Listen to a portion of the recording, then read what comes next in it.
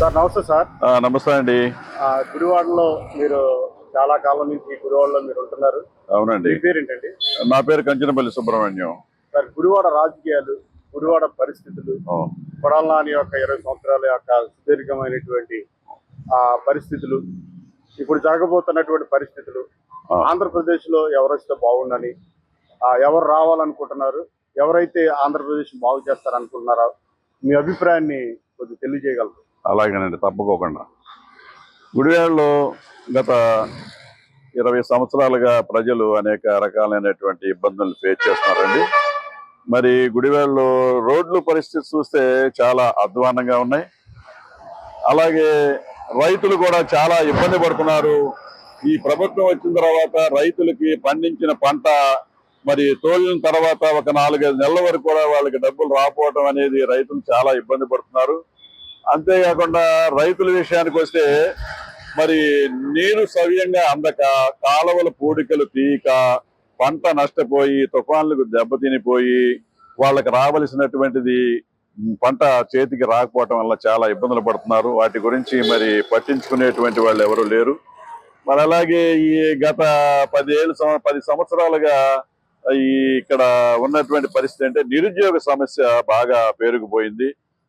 మరి మధ్యకాలంలో ఒక 5 ఏళ్ల నుంచి ఉద్యోగాలు వేసినటువంటి పరిస్థితి ఎక్కడ కనిపించట్లేదు.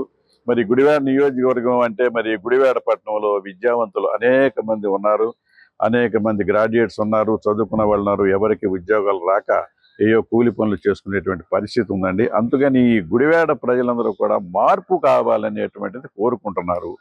అందువల్ల ఇప్పుడు ప్రస్తుతం మరి రాజకీయం మారి కొత్త ప్రభుత్వం ఏదన్నా ఏర్పడితే మంచిది అనేటువంటి ఆలోచనతో గుడివాడ నియోజకవర్గంలో ప్రజలందరూ ఉన్నారని నేను భావిస్తున్నానండి.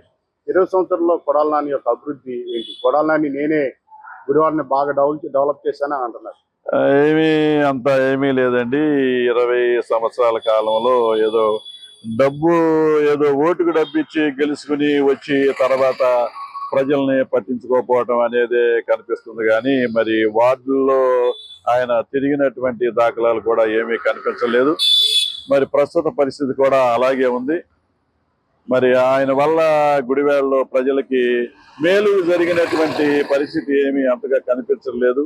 ఇప్పుడు ఏదో టిట్కో ఇళ్ళు అయ్యి అన్నారు, కానీ అవన్నీ కూడా గత ప్రభుత్వంలో పూర్తి చేయబడినటువంటి ఇళ్ళేనండి. అవన్నీను ఇప్పుడు కొత్తగా చేసింది ఏమీ లేదు. గత ప్రభుత్వంలో వాళ్ళు కట్టారు, వీళ్ళు ఇచ్చారు, అంతేగాని ఈయన చేసింది ఏమీ లేదండి. గుడివాడ అభివృద్ధికి ప్రధాన కారణం నేనే, ఫ్లైఓవర్ కట్టిస్తుంది నేనే, ప్లస్ టిట్కో ఇల్లు కూడా కట్టించింది నేనే.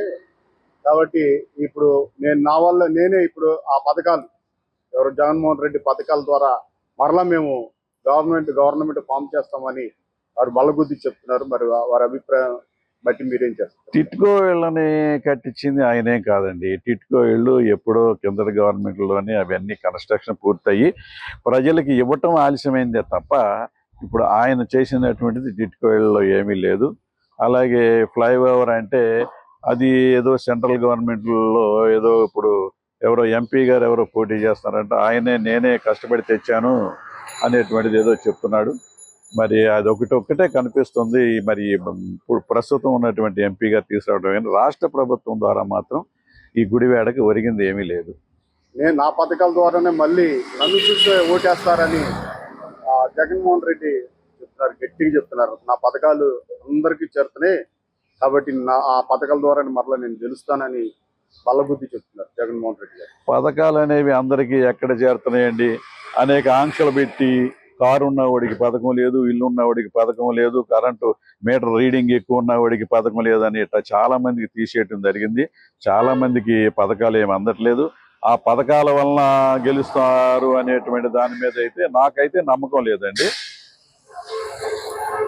ఓకే, మళ్ళీ ఇప్పుడు గవర్నమెంట్ ఎవరు వస్తే బాగుంటుంది?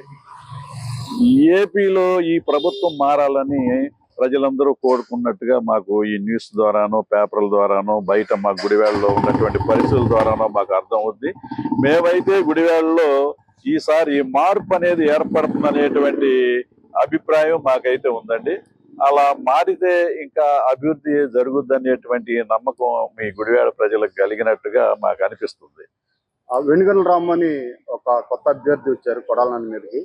ఆయన పనితీరు ఎలా ఉంది? ఆయన మరి ఈ ఆంధ్రప్రదేశ్ మొత్తం ఈ గుడివాడ మీద ఆలోచిస్తున్నారు, కొత్త అభ్యర్థి మీద ఆలోచిస్తున్నారు. ఇప్పుడు ఎవరు గెలిస్తే బాగుంటుందని మీ అభిప్రాయం?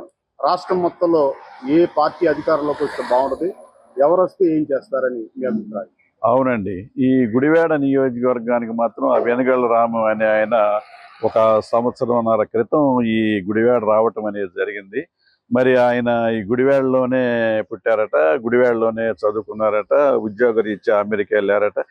ఆయన గుడివాడ వచ్చినప్పుడల్లా గుడివాడ పరిస్థితి నేను చిన్నప్పుడు ఎలా ఉందో ఇప్పుడు అలాగే ఉంది, దీన్ని అభివృద్ధి చేయాలనేటువంటి ఉద్దేశంతో ఆయన మొదట ఏదో ఫౌండేషన్ పెట్టి డెవలప్ అందరికీ సహాయ సహకారాలని సేవా కార్యక్రమం చేసుకుంటూ పోతుంటే అది చూసి ఆయన్ని తెలుగుదేశం తరపున పోటీ చేయమన్నారు అనేటువంటిది మాకు తెలిసినటువంటి విషయం. ఆయన ఇక్కడ రైతులకి ఎంతో మందికి మరి కాలువల్లో పూడికలు తీర్చడం కానీ, అలాగే లిఫ్ట్ ఇరిగేషన్స్కి కొన్ని లక్షల రూపాయలు ఖర్చు పెట్టి ప్రజలకు ఉపయోగపడినటువంటి సందర్భాలు కూడా మాకు తెలుస్తున్నాయి ఒక్కొక్కటిగా.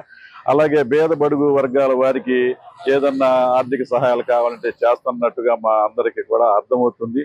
మరి ఎన్నికల్లో పోటీ చేసేటప్పుడు ఎన్నిక కాకముందే ఇన్ని సేవా కార్యక్రమాలు, ఇన్ని సహాయ కార్యక్రమాలు, ఇన్ని అభివృద్ధి కార్యక్రమాలు చేస్తున్నాడు కాబట్టి అతను గెలవగలిగితే, ఇక్కడ ఎన్నిక కాబడితే గుడివాడకి ఎంతో ఉపయోగం ఉంటుందనేటువంటిది ఈ గుడివాడ ప్రజలందరూ కూడా భావిస్తున్నారండి. టోటల్గా రాష్ట్రంలో ఈ ప్రస్తుత ప్రభుత్వం మారిపోయి మరి కొత్త ప్రభుత్వం వస్తే రాష్ట్రానికి మంచి జరుగుతుందని గుడివాడ ప్రజలందరూ కూడా భావిస్తున్నారు. నేను కూడా అదే భావిస్తున్నానండి.